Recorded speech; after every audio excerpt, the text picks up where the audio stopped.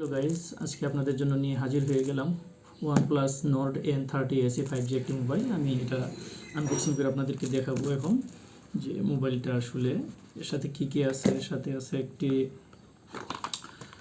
পাইছি আমি একটা ইজেক্টর, যে সিম ইজেক্টর।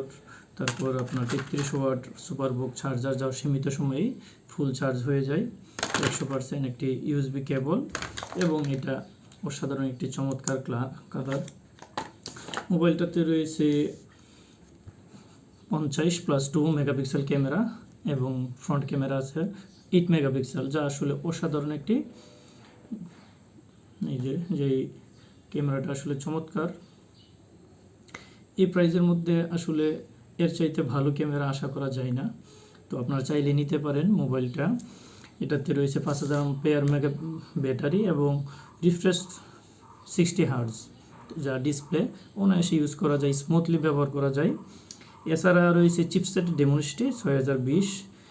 তো যাদের বাজেট প্রাইস মাত্র 16999 টাকা, যাদের বাজেট 17000 টাকার মধ্যে, তারা চাইলে এই মোবাইলটা নিতে পারেন স্মুথলি ইউজ করার জন্য।